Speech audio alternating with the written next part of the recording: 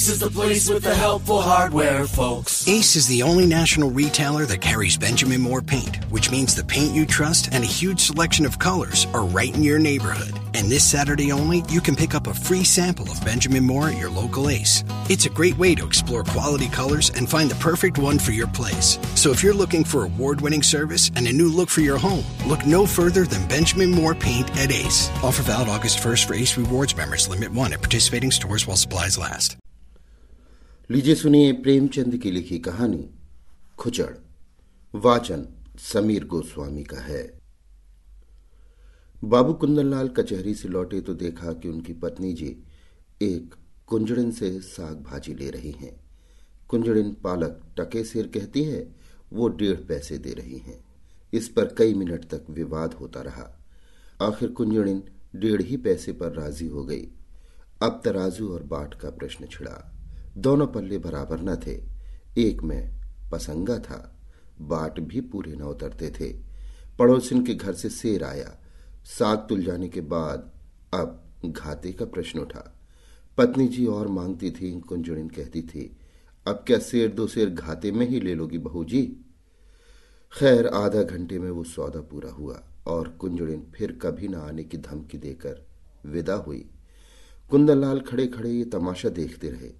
कुंजड़िन के जाने के बाद पत्नी जी लोटे का पानी लाई तो आपने कहा, आज तो तुमने जरा सा साग लेने में पूरा आधा घंटे लगा दिए। इतनी देर में तो 1005 का सौदा हो जाता। जरा जरा से साग के लिए इतनी ठाए ठाए करने से तुम्हारा सिर भी नहीं दुखता। रामेश्वरी ने कुछ लज्जित होकर कहा, पैसे मुफ्त में तो नहीं आते। ये ठीक है, लेकिन समय का भी कुछ मूल्य है। इतनी देर में तुमने बड़ी मुश्किल से एक धेले की बचत की। कुंजड़िन ने भी दिल में कहा होगा, कहाँ की गंवारिन है, अब शायद भूलकर भी इधर ना आए। तो फिर मुझसे ये नहीं हो सकता कि पैसे की जगह धेले का सौदा लेकर बैठ जाऊं। इतनी देर में तो तुमने कम से कम 10 पन्ने पढ़े होते। कल मेहरी से घंटों सिर मारा, परसों दूध वाले के साथ घंटों शास्त्रार्थ किया। जिंदगी क्या इन्हीं बातों में खर्च करने को दी गई है। कुंदनलाल प्रायः नित्य ही पत्नी को सदुपदेश देते रहते थे। उनका ये दूसरा विवाह था। रामेश्वरी को आए अभी 2 ही 3 महीने हुए थे। अब तक तो बड़ी ननद जी ऊपर के काम किया करती थी। रामेश्वरी की उनसे ना पटी। उसको मालूम होता था ये मेरा सर्वस्व ही लुटाए देती है। आखिर वो चली गई। तब से रामेश्वरी ही घर की स्वामिनी है। वो बहुत चाहती है कि पति को प्रसन्न रखे। उनके इशारों पर चलती है। एक बार जो बात सुन लेती है गांठ बांध लेती है, पर रोज ही तो कोई नई बात हो जाती है और कुंदनलाल को उसे उपदेश देने का अवसर मिल जाता है। एक दिन बिल्ली दूध पी गई। रामेश्वरी दूध गर्म करके लाई और स्वामी की सराहने रखकर पान बना रही थी कि बिल्ली ने दूध पर अपना ईश्वर प्रदत्त अधिकार सिद्ध कर दिया। रामेश्वरी ये अपहरण स्वीकार न कर सकी। रूल लेकर बिल्ली को इतनी जोर से मारा कि वो 2-3 लुढ़कियां खा गई। कुंदनलाल लेटे लेटे अखबार पढ़ रहे थे। बोले, और जो मर जाती? रामेश्वरी ने ढिठाई के साथ कहा, तो मेरा दूध क्यों पी गई? उसे मारने से दूध मिल तो नहीं गया। जब कोई नुकसान कर देता है तो उस पर क्रोध आता ही है। ना आना चाहिए। पशु के साथ आदमी भी क्यों पशु हो जाए? आदमी और पशु में इसके सिवा और क्या अंतर है? कुंदनलाल कई मिनट तक दया, विवेक और शांति की शिक्षा देते रहे। यहां तक कि बेचारी रामेश्वरी मारे गिलानी के रो पड़ी। इसी भांति एक दिन रामेश्वरी ने एक भिक्षुक को दुत्कार दिया तो बाबू साहब ने फिर उपदेश देना शुरू किया। बोले, तुमसे ना उठा जाता हो तो लाओ मैं दे आऊं। गरीब को यूं ना दुत्कारना चाहिए। रामेश्वरी ने त्योरियां चढ़ाते हुए कहा, दिन भर तो तांता लगा रहता है, कोई कहां तक दौड़े? सारा देश भिकमंगों ही से भर गया है शायद। कुंदनलाल ने उपेक्षा के भाव से मुस्कुराकर कहा, उसी देश में तो तुम भी बसती हो। इतने भिकमंगे कहां से आ जाते हैं? ये सब काम क्यों नहीं करते? कोई आदमी इतना नीच नहीं होता जो काम मिलने पर भीख मांगे। हाँ, अपंग हो तो दूसरी बात है। अपंगों का भीख के सिवा और क्या सहारा हो सकता है? सरकार इनके लिए अनाथालय क्यों नहीं खुलवाती? जब स्वराज हो जाएगा तब शायद खुल जाए। अभी तो कोई आशा नहीं है। मगर स्वराज्य भी धर्म ही से आएगा। लाखों साधु सन्यासी पंडे पुजारी मुफ्त का माल उड़ाते हैं। कितना धर्म काफी नहीं है? अगर इस धर्म से स्वराज्य मिलता तो कब का मिल चुका होता। इसी धर्म का प्रसाद है कि हिंदू जाति अभी तक जीवित है, नहीं कब की रसातल पहुंच चुकी होती। रोम, यूनान, ईरान, सीरिया किसी का अब निशान भी नहीं है। ये हिंदू जाति है जो अभी तक समय के क्रूर आघातों का सामना करती चली जाती है। आप समझते होंगे हिंदू जाति जीवित है। मैं तो उसे उसी दिन से मरा हुआ समझती हूं जिस दिन से वो अधीन हो गई। जीवन स्वाधीनता का नाम है, गुलामी तो मौत है। कुंदनलाल ने युवती को चकित नेत्रों से देखा। ऐसे विद्रोही विचार उसमें कहां से आ गए? देखने में तो वो बिल्कुल भोली थी, समझे कहीं सुन सुना लिया होगा। कठोर होकर बोले, क्या व्यर्थ का विवाद करती हो? लजाती तो नहीं, ऊपर से और बकबक करती हो। रामेश्वरी ये फटकार पाकर चुप हो गई। एक क्षण वहां खड़ी रही, फिर धीरे धीरे कमरे से चली गई। एक दिन कुंदनलाल ने कई मित्रों की दावत की। रामेश्वरी सवेरे से रसोई में घुसी तो शाम तक सिर न उठा सकी। उसे ये बेगार बुरी मालूम हो रही थी। अगर दोस्तों की दावत करनी थी तो खाना बनवाने का कोई प्रबंध क्यों नहीं किया? सारा बोझ उसी के सिर क्यों डाल दिया? उससे एक बार पूछ लिया होता कि दावत करूं या न करूं। होता तब भी यही जो अब हो रहा था। वो दावत के प्रस्ताव का बड़ी खुशी से अनुमोदन करती, तब वो समझती दावत मैं कर रही हूं। अब वो समझ रही थी मुझसे बेगार ली जा रही है। खैर, भोजन तैयार हुआ, लोगों ने भोजन किया और चले गए, मगर मुंशी जी मुंह फुलाए बैठे हुए थे। रामेश्वरी ने कहा, तुम क्यों नहीं खा लेते? क्या अभी सवेरा है? बाबू साहब ने आंखें फाड़कर कहा, क्या खा लूं? ये खाना है या बैलों की सानी? रामेश्वरी के सिर से पांव तक आग लग गई। सारा दिन चूल्हे के सामने जली उसका ये पुरस्कार। बोली, मुझसे जैसा हो सका बनाया। जो बात अपने बस की नहीं है उसके लिए क्या करती? पूड़ियां सब सेबर है होंगी। कचौड़ी में इतना नमक था कि किसी ने छुआ तक नहीं होगा। हलवा अच्छी तरह भुना नहीं, कचाइयां आ रही थी, आती होंगी। शोरबा इतना पतला था जैसे चाय, होगा। स्त्री का पहला धर्म यह है कि वो रसोई के काम में चतुर हो। फिर उपदेशों का तार बंधा, यहां तक कि रामेश्वरी ऊब कर चली गई। 5-6 महीने गुजर गए। एक दिन कुंदनलाल के घर एक दूर के संबंधी उनसे मिलने आए। रामेश्वरी को ज्यों ही उनकी खबर मिली, जलपान के लिए मिठाई भेजी और मेहरी से कहला भेजा कि आज यहीं भोजन कीजिएगा। वो महाशय फूले न समाये, बोरिया बंधना लेकर पहुंच गए और डेरा डाल दिया। 1 हफ्ता गुजर गया, आप टलने का नाम भी नहीं लेते। आव भगत में कोई कमी होती तो शायद उन्हें कुछ चिंता होती, पर रामेश्वरी उनके सेवा सत्कार में जी जान से लगी हुई थी। फिर वो भला क्यों हटने लगे? एक दिन कुंदनलाल ने कहा, तुमने ये बुरा रोग पाला। रामेश्वरी ने चौंक कर पूछा, कैसा रोग? इन्हें टहला क्यों नहीं देती? मेरा क्या बिगाड़ रहे हैं? कम से कम 10 रुपए रोज की चपत दे रहे हैं, और अगर यही खातिरदारी रही तो शायद जीते जी टलेंगे भी नहीं। मुझसे तो ये नहीं हो सकता कि कोई 2-4 दिन के लिए आ जाए तो उसके सिर हो जाओ। जब तक उनकी इच्छा हो रहें। ऐसे मुफ्तखोरों का सत्कार करना पाप है। अगर तुमने इतना सिर न चढ़ाया होता तो अब तक लंबा हुआ होता। जब दिन में 3 बार भोजन और 50 बार पान मिलता है तो उसे कुत्ते ने काटा है जो अपने घर जाए। रोटी का चोर बनना तो अच्छा नहीं।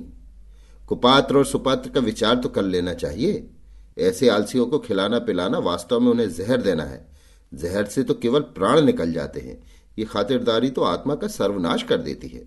अगर ये हजरत महीने भर भी यहां रह गए तो फिर जिंदगी भर के लिए बेकार हो जाएंगे। फिर इनसे कुछ ना होगा और इसका सारा दोष तुम्हारे सिर होगा। तर्क का तांता बंध गया, प्रमाणों की झड़ी लग गई। रामेश्वरी खिसिया कर चली गई। कुंदनलाल उससे कभी संतुष्ट भी हो सकते हैं, उनके उपदेशों की वर्षा कभी बंद भी हो सकती है। ये प्रश्न उसके मन में बार बार उठने लगा। एक दिन देहात से भैंस का ताजा घी आया। इधर महीनों से बाजार का घी खाते खाते नाक में दम हो रहा था। रामेश्वरी ने उसे खौलाया, उसमें लौंग डाली और कढ़ा से निकालकर एक मटकी में रख दिया। उसकी सौंधी सौंधी सुगंध से सारा घर महक रहा था। मेहरी चौका बर्तन करने आई तो उसने चाहा कि मटकी चौके से उठाकर छींके या आले पर रख दे, पर संयोग की बात, उसने मटकी उठाई तो वो उसके हाथ से छूट कर गिर पड़ी। सारा घी बह गया। धमाका सुनकर रामेश्वरी दौड़ी तो मेहरी खड़ी रो रही थी और मटकी चूर चूर हो गई थी। तड़प कर बोली, मटकी कैसे टूट गई? मैं तेरी तलब से काट लूंगी। राम राम, सारा घी मिट्टी में मिला दिया। तेरी आंखें फूट गई थी क्या, या हाथों में दम नहीं था? इतनी दूर से मंगाया, इतनी मेहनत से गर्म किया, मगर एक बूंद भी गले से नीचे ना गया।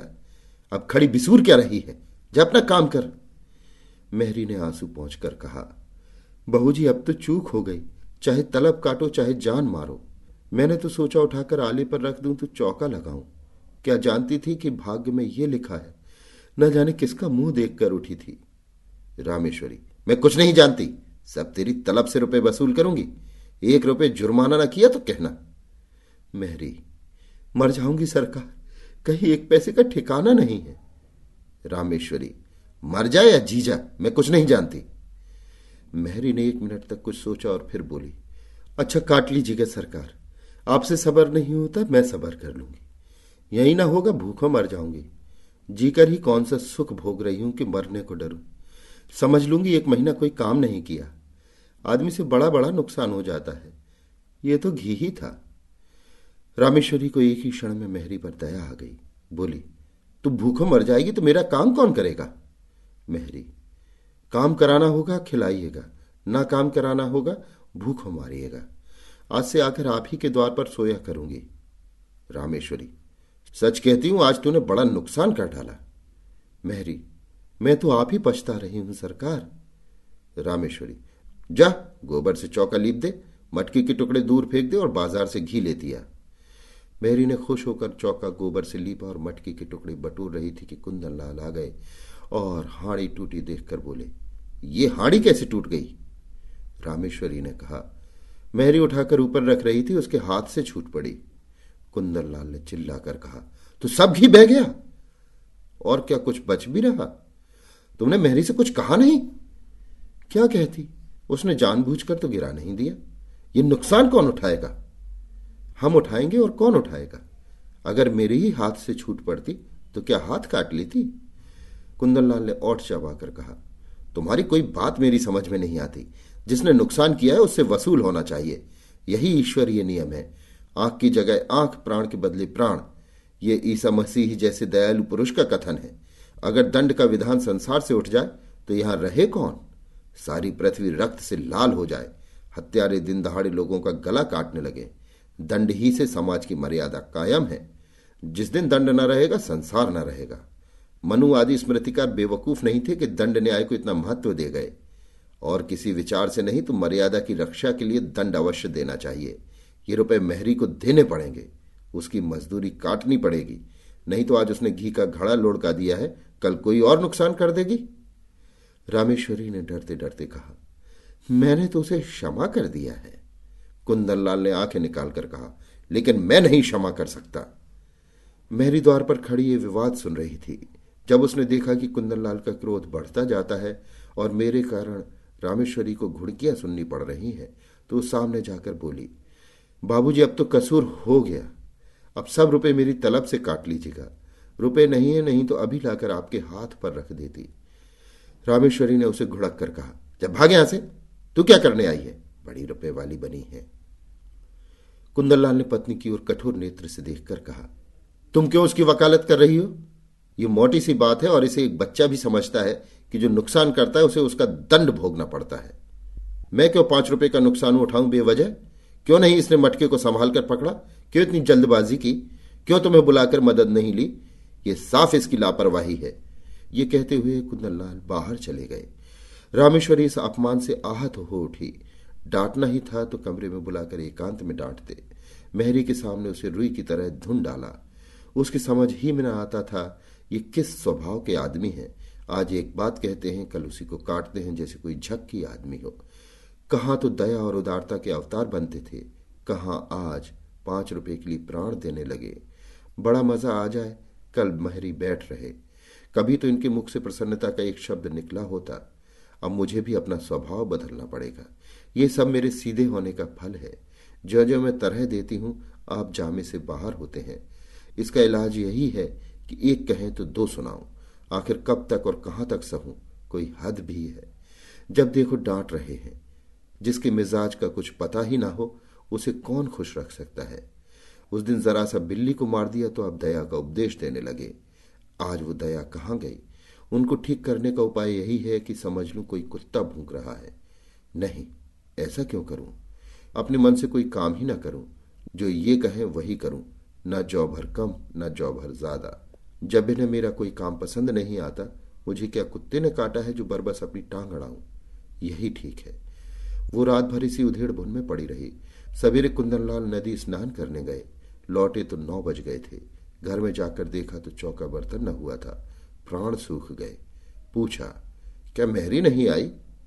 रामेश्वरी, नहीं। कुंदनलाल, तो फिर? रामेश्वरी, जो आपकी आज्ञा। कुंदनलाल, ये तो बड़ी मुश्किल है। रामेश्वरी, हां है तो। कुंदनलाल, पड़ोस की मेहरी को क्यों ना बुला लिया? रामेश्वरी, किसके हुक्म से बुलाते? अब हुक्म हुआ है, बुलाए लेती हूं। कुंदनलाल, अब बुलाओगी तो खाना कब बनेगा? 9 बज गए और इतना तो तुम्हें अपनी अक्ल से काम लेना चाहिए था कि मेहरी नहीं आई तो पड़ोस वाली को बुला ले। रामेश्वर, अगर उस वक्त सरकार पूछते क्यों दूसरी मेहरी बुलाई तो क्या जवाब देती?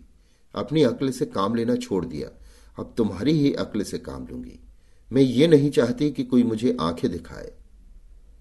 कुंदनलाल, अच्छा तो इस वक्त क्या होगा? रामेश्वरी, जो हुजूर का हुक्म हो। कुंदनलाल, तुम मुझे बनाती हो? रामेश्वरी, मेरी इतनी मजाल कि आपको बना हूं? मैं तो हुजूर की लौंडी हूं, जो कहिए वो करूं। कुंदनलाल, मैं तो जाता हूं, तुम्हारा जो चीज चाहे करो। रामेश्वरी, जाइए, मेरा जी कुछ न चाहेगा और ना कुछ करूंगी। कुंदनलाल, आखिर तुम क्या खाओगे? रामेश्वरी, जो आप देंगे वही खा लूंगी। कुंदनलाल, लाओ बाजार से पूड़ियां ला दो। रामेश्वरी रुपया निकाल लाई। कुंदनलाल पूड़ियां लाए। इस वक्त का काम चला। दफ्तर गए। लौटे तो देर हो गई। आते ही आते पूछा, मेहरी आई? रामेश्वरी, नहीं। कुंदनलाल, मैंने तो कहा था पड़ोस वाली को बुला लेना। रामेश्वरी, बुलाया था, वो 5 रुपए मांगती है। कुंदनलाल, तो 1 ही रुपए का फर्क था, क्यों नहीं रख लिया? रामेश्वरी, मुझे हुक्म न मिला था। मुझसे जवाब तलब होता कि 1 रुपया ज्यादा क्यों दे दिया। खर्च की किफायत पर उपदेश दिया जाने लगता तो क्या करती? कुंदनलाल, तुम बिल्कुल मूर्ख हो। रामेश्वरी, बिल्कुल। कुंदनलाल, तो इस वक्त भी भोजन न बनेगा? रामेश्वरी, मजबूरी है। कुंदनलाल सिर थामकर चारपाई पर बैठ गए। ये तो नई विपत्ति गले पड़ी। पूड़ियां उन्हें रुचती न थीं। जी में बहुत झुंझलाए। रामेश्वरी को 2-4 उल्टी सीधी सुनाई, लेकिन उसने मानो सुना ही नहीं। कुछ बस न चला तो मेहरी की तलाश में निकले। जिसके यहां गए मालूम हुआ मेहरी काम करने चली गई। आखिर एक कहार मिला, उसे बुला लाए। कहार ने 2 आने लिए और बर्तन धोकर चलता बना। रामेश्वरी ने कहा, भोजन क्या बनेगा? कुंदनलाल, रोटी तरकारी बना लो, या इसमें कुछ आपत्ति है? रामेश्वरी, तरकारी घर में नहीं है। कुंदनलाल, दिन भर बैठी रही, तरकारी भी न लेते बनी। अब इतनी रात गए तरकारी कहां मिलेगी? रामेश्वरी, मुझे तरकारी ले रखने का हुक्म न मिला था। मैं पैसा धेला ज्यादा दे देती तो? कुंदनलाल ने विवशता से दांत पीस कर कहा, आखिर तुम क्या चाहती हो? रामेश्वरी ने शांत भाव से जवाब दिया, कुछ नहीं, केवल अपमान नहीं चाहती। कुंदनलाल, तुम्हारा अपमान कौन करता है? रामेश्वरी, आप करते हैं। कुंदनलाल, तो मैं घर के मामले में कुछ ना बोलूं? रामेश्वरी, आप ना बोलेंगे तो कौन बोलेगा? मैं तो केवल हुक्म की ताबेदार हूं। रात रोटी दाल पर कटी। दोनों आदमी लेटे। रामेश्वरी को तो तुरंत नींद आ गई। कुंदनलाल बड़ी देर तक करवटें बदलते रहे। अगर रामेश्वरी इस तरह सहयोग न करेगी तो एक दिन भी काम न चलेगा। आज ही बड़ी मुश्किल से भोजन मिला। इसकी समझ ही उल्टी है। मैं तो समझाता हूं, ये समझती है डांट रहा हूं। मुझसे बिना बोले रहा भी तो नहीं जाता। लेकिन अगर बोलने का ये नतीजा है तो फिर बोलना फिजूल है। नुकसान होगा भला से। ये तो ना होगा कि दफ्तर से आकर बाजार भागो। मेहरी से रुपए वसूल करने की बात इसे बुरी लगी थी और थी भी बेजा। रुपए तो न मिले, उल्टी मेहरी ने काम छोड़ दिया। रामेश्वरी को जगाकर बोले, कितना सोती हो तुम? रामेश्वरी, मजूरों को अच्छी नींद आती है। कुंदनलाल, चिढ़ाओ मत, मेहरी से रुपए न वसूल करना।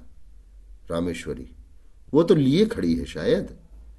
कुंदनलाल, उसे मालूम हो जाएगा तो काम करने आएगी। रामेश्वरी, अच्छी बात है, कहला भेजूंगी। कुंदनलाल, आज से मैं कान पकड़ता हूं, तुम्हारे बीच में ना बोलूंगा। रामेश्वरी, और जो मैं घर लौटा दूं तो? कुंदनलाल, लौटा दो चाहे मिटा दो, मगर रूठो मत। अगर तुम किसी बात में मेरी सलाह पूछोगी तो दे दूंगा, वरना मुंह ना खोलूंगा। रामेश्वरी, मैं अपमान नहीं सह सकती। कुंदनलाल, इस भूल को क्षमा करो। रामेश्वरी, सच्चे दिल से कहते हो ना? कुंदनलाल, सच्चे दिल से। अभी आप सुन रहे थे प्रेमचंद की लिखी कहानी खुचड़। वाचन समीर गोस्वामी का था।